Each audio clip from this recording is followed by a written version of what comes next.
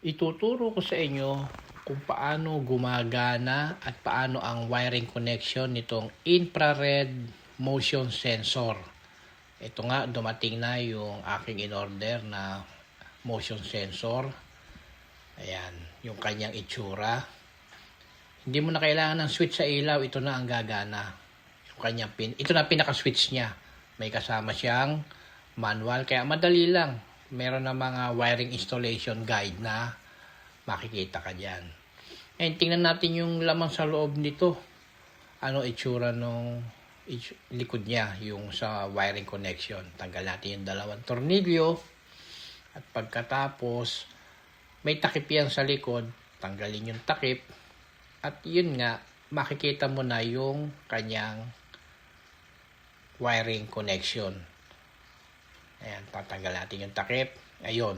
Ganun lang siya kasimple. 3 wire. Pula, blue, saka black. Ayan. Dun sa likod ng kanyang takip, meron ding guide. Ayan, makikita niyo. Kaya hindi kayo maliligaw kung paano ang connection. Ayan. Yung blue saka red, papunta sa bumbilya. Yung blue saka brown, yun yung papunta sa breaker. O sa pinaka main source ng ilaw ninyo, yung black saka blue. Yung blue saka red, yun yung papunta sa bumbilya.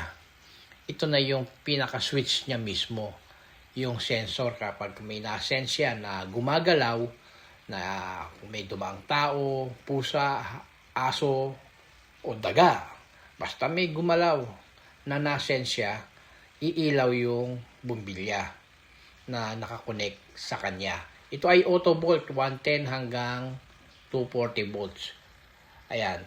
Kung makikita ninyo, testingin natin.